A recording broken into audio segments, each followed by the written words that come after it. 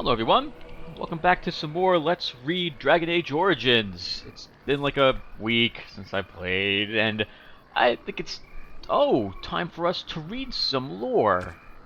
There we go. Okay, yeah, we have tons of lore to read. And we just finished the Deep Roads, there's a ton of stuff for us to read, so this will probably be a whole other episode of just this. Don't worry, if you're watching the normal playthrough, I will continue to do that. I just realized I have all this lore to read, I've been putting it off for a few days, let's get through it. So first off, looks like we finished all the creatures, and we picked up another 1, 2, 3, 4 more. So let's read about the last things we discovered. So first off, we have an Archdemon. In darkness eternal they searched for those who had goaded them on, until at last they found their prize, their god, their betrayer, the sleeping dragon Dumat.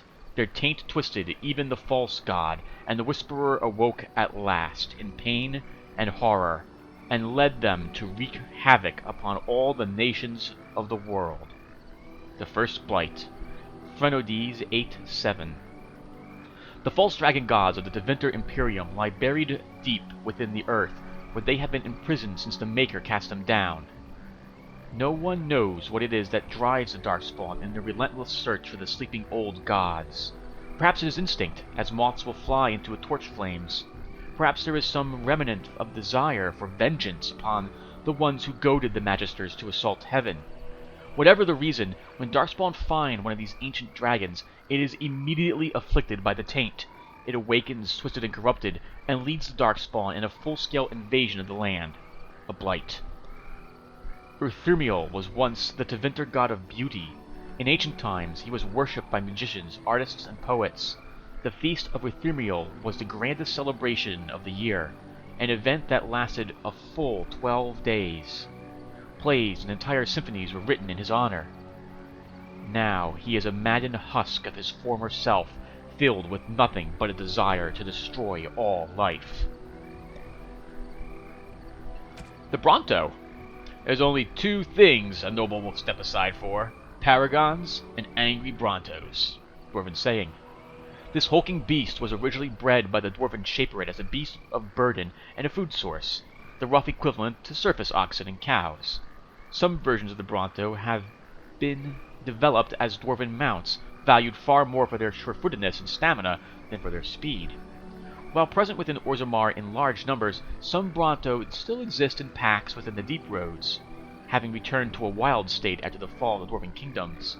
They require remarkably little sustenance, consuming organic material from water, fungus, and even rocks, hence the rock liquor appellation used by many dwarves to describe Bronto, and exist primarily dormant states until provoked. An angry charging Bronto is considered to be a rather dangerous opponent. Giant spiders. Oh, wow, I thought we would have gotten this a long time ago. Giant spiders tend to appear in old ruins and other places where the veil has become thin because of magical disturbances or a great number of deaths.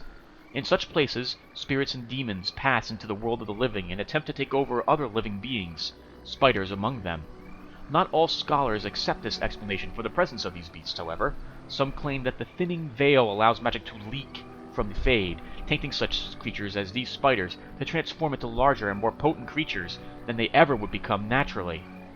While such spiders are known to possess powerful poisons and the ability to fling their webs at opponents in combat, studies of them have been few and the full range of their abilities are unknown. Corrupted spiders are dark, giant arachnids that originally grew in the depths of the Deep Roads, feeding on numerous species of large bats. When the Deep Roads were lost to the Darkspawn, they began to feed on the numerous Genlocks, and their numbers grew exponentially, as did their size. The Darkspawn taint has become a permanent part of their system, passed on to their progeny. Progeny? This has had the effect of increasing their size abnormally, as well as their aggressiveness. Some corrupted spiders have made their lairs in surface forests, but most remain underground, close to their blight-tainted meals. And the final creature is the Broodmother. It is well known that Darkspawn carry off those captured in their raids to underground lairs. Most assume the prisoners are eaten, or somehow tainted and turned into Darkspawn themselves, though this could never account for the sheer numbers of the horde. Forays made by Grey Wardens into the underground have uncovered the answer. When exposed to Darkspawn taint, Men are driven mad and eventually die. Women, however, undergo great pain and gross mutations that cause most of them to perish. Those that survive, however, become grotesque broodmothers. These giant, twisted behemoths birth many darkspawn at a time. A single broodmother can create thousands of darkspawn over the course of her lifetime. Each type of darkspawn is born from a different type of broodmother. Humans produce Herlocks. Dwarves produce Genlocks. Elves give birth to Shrieks. And from Quinari are born the Ogres. Next, we got a new spell combination. What we learn? Shockwave. An adventurer beset from all sides may find temporary solace within the confines of a force field spell, which temporarily protects against all damage. Since the spell also prohibits movement, however, the original situation will still persist once the spell fails. If the mage casts Crushing Prison atop a force field, the contradictory effects will result in a spectacular disintegration of both spells, generating a shockwave that harms all in the area except the original subject standing in the epicenter. We've got some new character information. Balin Adukin. Third king of Endrin's children, Balin has always been considered the last and least of his family. Not the heir, nor the favorite, and not as accomplished as either sibling, Balin's most notable trait was his ability to stay out of trouble. His efforts were for nothing, though. The assembly named Pyro Harrowmont king of Orzammar, and the coup he tried to stage in revenge was cut down almost before it began. Pyro Harrowmont, his promise to King Endrin to keep Balin off the throne, was upheld by the intervention of one Paragon and the Grey Warden Galvin. Harrowmont was named king by the assembly, ending the eternal strife in Orzammar. Oghren. I'm not saying I should be your first pick for a dance partner at the inaugural ball. In the Deep Roads, I'm your man. Oghren of House Kondrat was once a promising member of the warrior caste. His house was not especially high-ranked, but many of its members, Oghren included, had won notable victories in the Provings, and were considered to be rising in prestige. When a Smith caste family with plenty of money but no political connections offered their daughter in marriage, his family accepted the match. And then everything changed. His wife Branka was named a paragon for her achievements.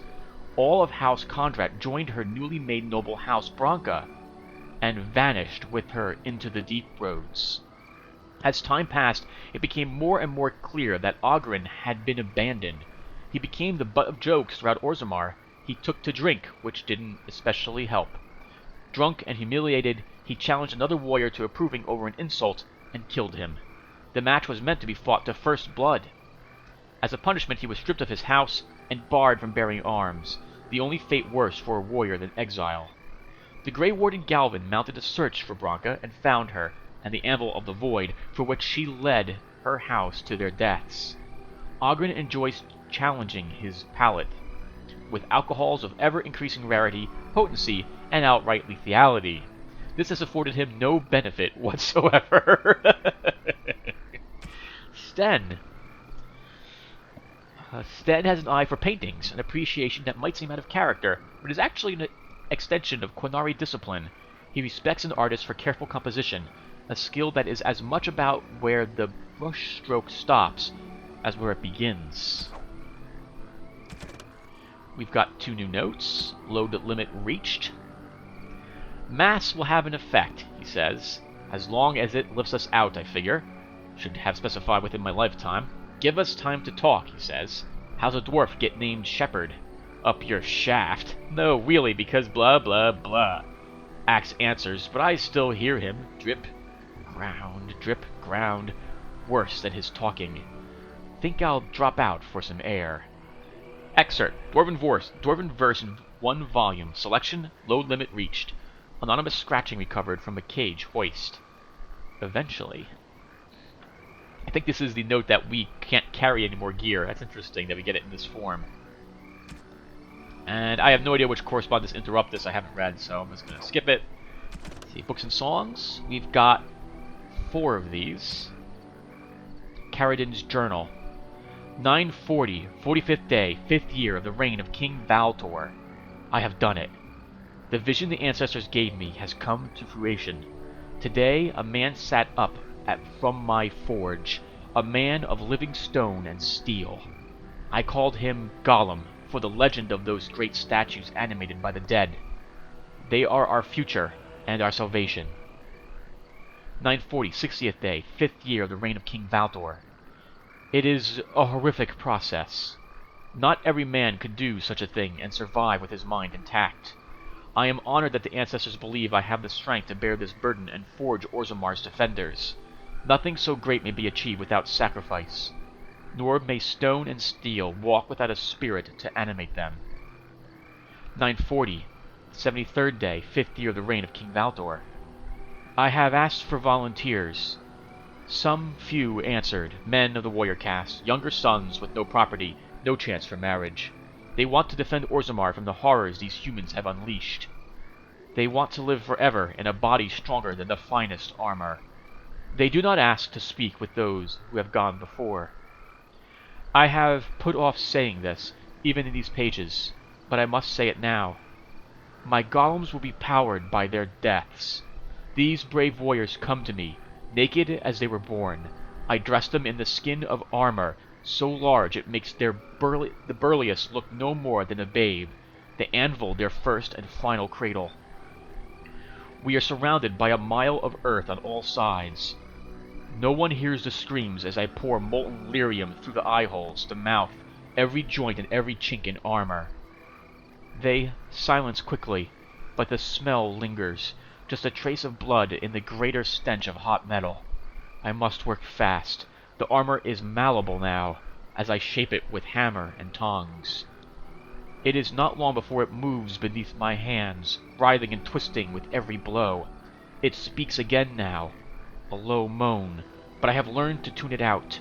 I can afford no error in this craft. There can be no melted slag blinding the eyes, nor an unhewn bit of granite shackling the leg. They groan at my work, but would they rather be broken, crippled? Those I have spoken to tell me of the pain, but they could see themselves. They would see perfection. From the Journal of Caridin. See, in praise of the humble Nug. I once served a human some Nug, and he proclaimed that it was like eating an unholy union of pork and hare. The idea disturbed him so much that he declined to finish his serving, and made himself content with some stale bread. Of course, this only goes to show that surfacers, human or otherwise, have tragically unrefined palates. The Nug is surely the most delicious animal I have ever tasted. Only a dead man would not salivate at the thought of tender morsel of roast Nug melting in his mouth. The Paragon Varan, although his house has fallen, shall always be remembered for discovering the wonders of Nug flesh. Admittedly, it was discovered only out of desperation when he was separated from his legion and lost in deep roads for a week, but we won't hold that against the good Paragon. While Nug pancakes and nuggets, my own children love these, are the Nug dishes one encounters most often, Nug can be prepared in other interesting and elegant ways. The late King Asgar Edukin adored Nug, seared on a hot metal plate and finished in the oven, and dressed in a cream sauce flavored with deep mushrooms. Oh, that sounds delicious. You must be careful when using the mushrooms in deep roads, because they grow close to darkspawn bodies. They say that this is what gives them their unique flavor and intoxicating scent, but it also means that consuming too many of them may result in curious afflictions of the mind. From In Praise of the Humble Nug, by Bragan Tolban, honored chef to House Adukin. The Legion of Steel. Paragon Caridin vanished in the 11th hour of the reign of King Valtor, and with the Paragon the entire process for golem manufacture was lost. Expeditions were sent into the deep roads to track him, but the Darkspawn drove them all back. Finally, in the 2nd year of the reign of Queen Getha, 126 golems, the entire Legion of Steel, were sent to recover the Paragon. None returned. The Shaper of Golems refused to support any further attempts to find Caridin, and the Paragon was officially declared dead. The Shaperate never recovered from the loss of an entire legion of golems, and never again allowed an all-golem regiment in the deep roads. From Stone Halls of the Dwarves, by Brother Genevinti, Chantry Scholar. Traditional dwarven folk songs. Nug sits in the mud. Nug wiggles his ears. You can catch the Nug, he slips away. Nug gets to live another day. Nug sits in the mud.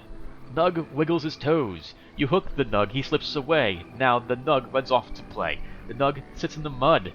Nug wriggles his nose. You tickle the Nug, he laughs away. Now the Nug sits on my plate. Nug Pancakes, a well-loved dwarven nursery rhyme. Culture and history. We've got, looks like quite a few here. 6. Cut to Kal Sharak. 1155 of the Tevinter Imperium will be known as a year of painful decisions, but we cannot waver. The threat we face is the greatest we have known. If we are overrun, all trace of the ancestors' glory will be undone. Orzammar must stand, and it must stand alone. Hormak, Kal Sharak, Gundar, we have lost contact, and must assume they are lost to the Horde. We must seal the weakest link in our defense, the deep roads that led to our fallen brethren. I have ordered our finest demolitionists to place the charges. I ask that each of you think of those we have lost. They served as the warning that spurred us to action. I know the stone will embrace them. They are the foundation of our survival, and they will not be forgotten. From a proclamation by High King Threestone. 200 years! Kal Sharak lives, you stone-forsaken deep lords. There is no greater hatred than a brother at your throat. Graffiti, author unknown. Dwarven Faith. The chant of light is almost never heard in the halls of Orzammar. This is hardly surprising, for unlike the elves, who were literally adorned by their gods, or the Tevinters, who worship dragons, the dwarves have no gods at all. Even the concept of worship is foreign in Orzammar. Instead, the dwarves seem to venerate the stone, a name they give to the earth itself. This seems practical for people living underground, if perhaps a bit unimaginative. For guidance in spiritual matters, they turn to their ancestors. These ancestors, who are said to have returned to the stone, communicate their wishes to the living via brutal trials by combat called provings. The ancestors' collective wisdom is maintained by the Shaperet, which can apparently store records in Lyrium itself. Set above the ancestors, above even kings, or the paragons, dwarves who have achieved such greatness that they are elevated. I'm sorry, everyone, I kind of messed this up. Set above the ancestors, above even kings, are the paragons, dwarves who have achieved such greatness that they are elevated almost to godhood. These are the great figures holding up the hallway that leads from the surface, the first glimpse of Orzammar that outsiders see. From A Pursuit of Knowledge, The Travels of a Chantry Scholar by Brother Kinvinti. Stellata Nagat. 913, Dragon. The blight is building, though it is years from being named by the surface. But the memories know the signs. The Legion has lost Balnamar, though in truth it was lost to the living long ago. The spawn are moving freely and have numbers even the memories haven't seen. They will surge, release, we will fortify, and follow. That is the way, and will always be so, until we fall and the surface wonders what has changed. From Chapter 49, Stellata Naget, The Stone Upheld, a commentary on the Roll of Years by Shaper Erden. 7-0 Storm. The wars continue in the depths, and the border tags are lost. Orzammar fortifies and holds, but the lost ground is not regained, and remains dead space where darkspawn multiply. It was a surge, but the surface was not breached. There was no great archdemon behind them. No blight was declared, no rallying cry was given. The wardens slumbered. After centuries of constant skirmishes, a trend becomes clear. The first line of defense, unacknowledged for centuries, weakens. From Chapter 40 of Stellata Nagat, The Stone Unheld, commentary on the Roll of Years by Shaper Erden. 310 Towers. They name it a blight, the third by their reckoning. It was just the fight to our ancestors, continued even though it shifts setting. The hordes that press their borders surge and release, spilling across the surface. They fortify and follow. It was not their way to let the enemy rest. 325 Towers. The surface kingdoms declare victory. The horde is crushed. The push halted, and celebrations begin as humans thank the skies and their maker. Beneath their gaze and their feet, the Darkspawn retreat to the steps of our tags. New front lines are drawn across the old. They settle in to breed. The memories say it's happened twice before, and likely in the darkness before that. From chapters 14 and 17 of Stellat and the Got, The Stone Unheld, a commentary on the roll of years, by Shaper Erden. The Blights. My dear Anika, I would not worry about the assembly. Let the nobles sit together and argue over whose house owns the grandest Tig. It helps them from panicking, which they would surely do otherwise, and prevents them from making a greater nuisance of themselves. War is the business of warriors. I would say that the enemy's strategy seems to be changing, but they never appeared to have a strategy before, beyond destroying everything in their path. For weeks their numbers appeared to be dwindling. There was talk that perhaps we were getting close to wiping them out.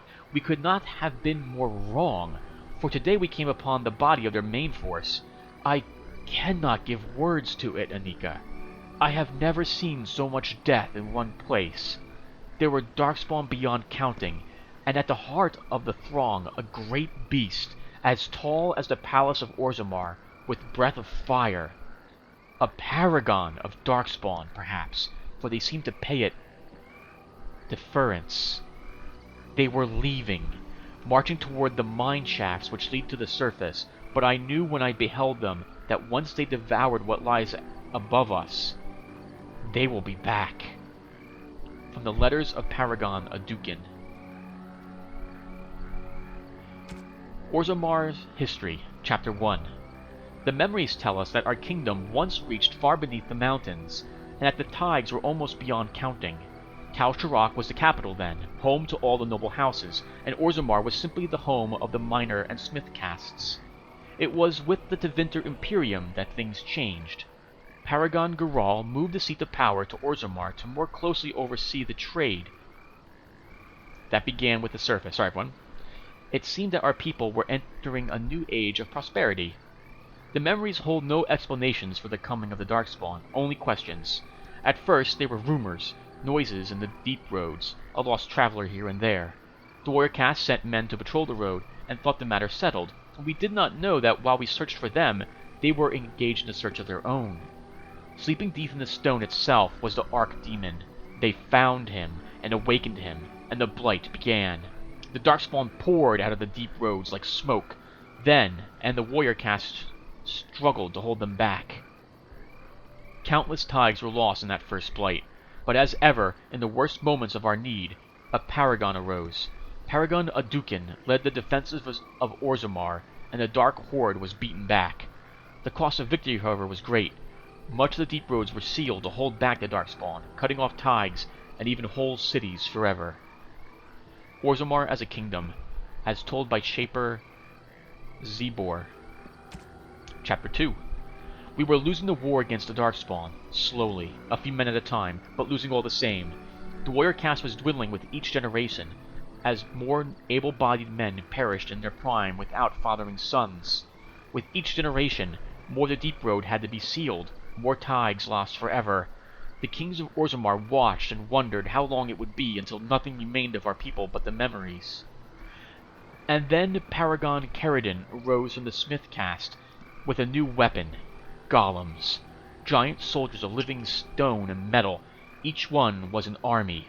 With the Paragon's golems we began to retake the lands we had lost. For a while there was hope that victory, final victory, was coming. But at the height of the war, Paragon Caridin disappeared, and with him the means to make golems. Several forays were made into the deep roads to search for the Paragon, but nothing was ever found. Over time the golems we had were damaged beyond repair, and we began our slide, once again, toward extinction. Orzammar's a kingdom, as told by Shaper Zebor. We have some quest-related stuff. We've got one. Unbound. The riders follow after every town, ever since my lucky break deciphering the story.